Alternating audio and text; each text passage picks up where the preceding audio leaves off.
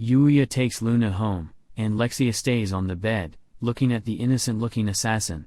Yuya comes to meet her, and she tells him she feels Yuya has a very intimate relationship with Luna, and it makes her understand his idea of friendship and what friendship really means to him. Yuya denies having such special feelings for Luna, although he admits that they are friends and they knew each other some weeks ago. Lexia remembers that they were once in the darkest part of the forest, and suddenly, they found themselves at home.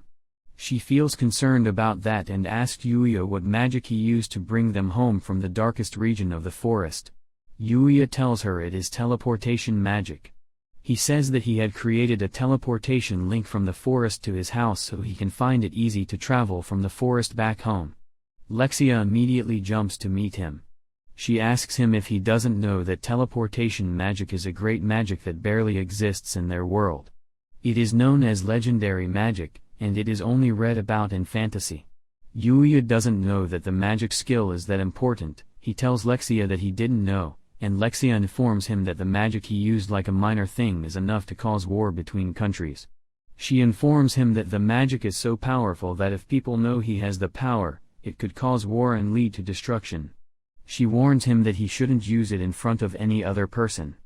Yuya accepts her advice, and she turns to Luna, asking her how long she will pretend to be asleep and if she will wake up now. It turns out Luna was actually pretending to be asleep. Luna stands up and asks her how she knew she was pretending.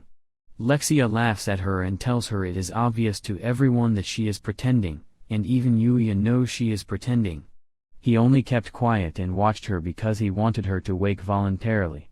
She admits that Yuya is a good friend, and he really wants to protect her. She tells Luna that now that she is awake, she should tell them the story of how she got to the point of attempting to kill the princess. Luna refuses to talk. She tells Lexia there is no difference talking will make, and if Lexia wants to kill her, Lexia should kill her immediately because talking wouldn't change anything. Lexia tries to convince her, but she remains steadfast in her decision. Yuya eventually steps in. He tells her he is also interested in her story, and she should please tell them how she got there. Reluctantly, she begins the story. She informs them that she was an orphan who survived by scavenging waste. She would go around everyone's bins and raid them for what to eat. She looked so tattered and dirty, and eventually, she promoted to stealing from people to make a living. She would steal from people, run to ensure they didn't catch her, and she continued like this until one day when she met a man. Despite how she looked, this man looked at her and tapped her head. He drew her closer and brought her home. This was the first time she had a home, and eventually, this man taught her everything she knew. The man eventually became her master. He taught her how to read and write, but not only that, he also taught her the other skills of life that she knows. It turned out that all the skills her master taught her were channeled toward assassination. She found out her master was an assassin, and immediately she mentioned assassination. Lexia connects the dots and figures out her master is a member of the Dark Guild. Yuya isn't familiar with that world, so he doesn't know what the Dark Guild is. Lexia explains to him that the Dark Guild is a secret organization that deals with all the evil things that can be done. When you think of evil, you think of the Dark Guild. They murder, kidnap, steal, and commit other criminal activities. Luna continues her story. She tells them that she learned every skill of assassination from her master, and she eventually joined the Dark Guild. Upon joining them, she took on missions to survive, and she succeeded on several missions. She had never failed a mission, and as time went on, she became known as the notorious assassin, headhunter.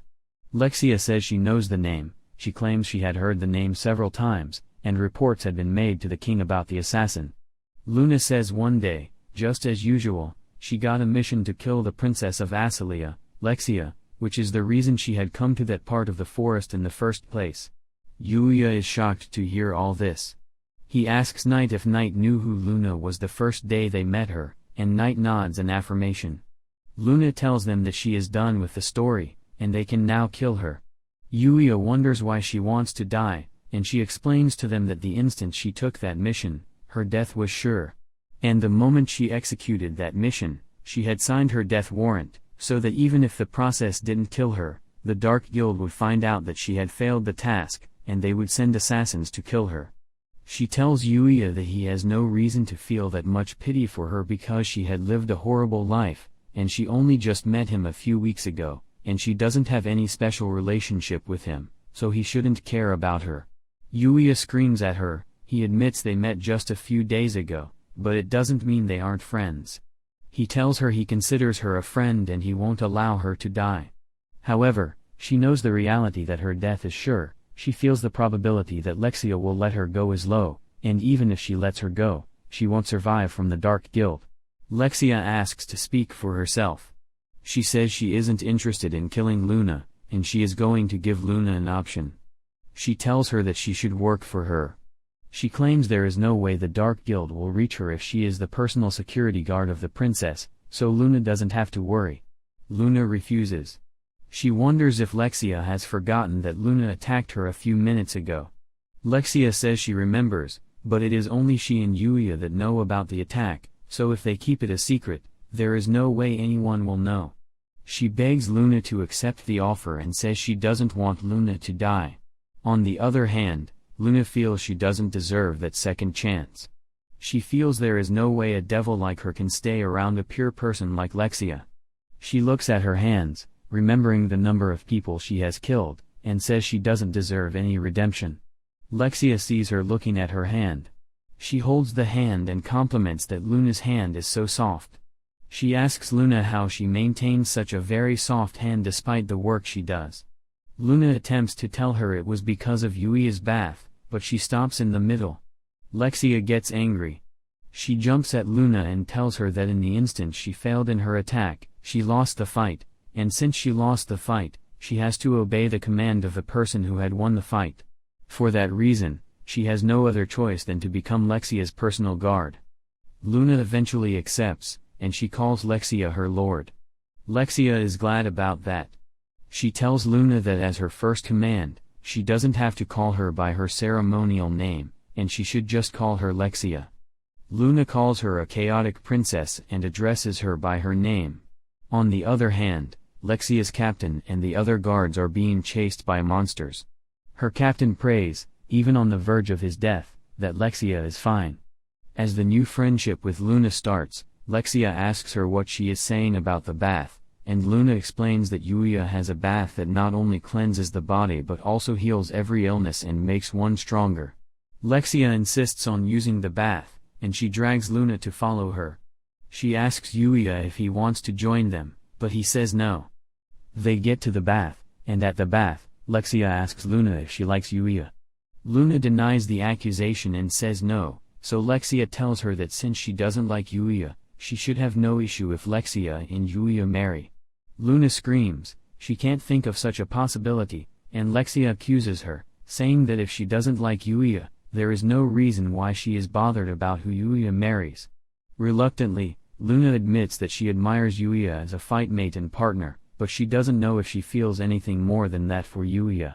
Lexia sees that statement as a possibility of having feelings for Yuya, so she tells Luna that she is declaring war between them. Luna doesn't understand what she means by war, and Lexia tells her that she is going to marry Yuya. Luna refuses to allow that, so she accepts the war. Eventually, Lexia declares that she will now take Luna as her rival and her guard. They return home to Yuya, who offers to cook their dinner. Trying to compete for Yuya's heart, Lexia tells Yuya that she would like to cook the food, and he allows her. She takes the onion and attempts to cut it, but all her attempts prove abortive. The onion keeps falling off, and at a point, the knife falls from her hand and almost hits Yuya and Luna. Yuya asks to cook the food, he prepares the meal, and they really enjoy the food. They both keep competing for Yuya's heart, and Luna tells Yuya that he should feed her. He refuses to do that, but she tells him that she is injured and she finds it difficult to move, let alone eat. He remembers he was the one that attacked her, so with pity, he accepts to feed her. As he feeds her, Lexia gets jealous, she asks him to feed her, too, but when he refuses, she commands him as her princess, so he reluctantly feeds her. Later, they both ask to feed him food, and they force the food into his mouth. The girls sleep peacefully that night while Yuya is exhausted because of the stress he has gone through during the day. The following day, they return to the forest to meet the guards. The captain, Owen is so glad to see that Lexia is safe. He claims they faced some monsters the previous day, but Lexia tells him she is fine. He sees that there are two other people with them, so Yuya introduces Knight to them, and Owen appreciates Knight for saving Lexia. It's Lexia's turn to introduce Luna, and instead of doing a normal introduction, she reveals that Luna was the one who attempted to kill her the day before, but Luna is now her guard.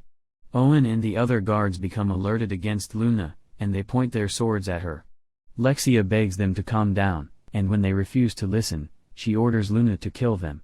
Luna doesn't heed her command, so she realizes the command is wrong. She begs her guards, telling them that she slept beside Luna the night before and that if Luna wanted to kill her, she would have done so. They allow Luna to follow them, but Yuya tells them he can't go to the palace again. They describe the palace to them so he can visit himself. Before leaving, Luna runs to hug Yuya, appreciating him for what he has done and declaring the war. Lexia wants to do the same, but her carriage has left. After they leave, Yuya finds a river. As he sets to bathe, he sees a Muju and mistakenly tames it. He names the Muju Akatsuki. He finds out the royal week has ended, and he returns to school. At school, his teacher tells them they are beginning the sports week, and they should compete with their strength because she will get a bonus if they win. They go for soccer training, and after they change into their uniforms and stretch, they take positions to play the game.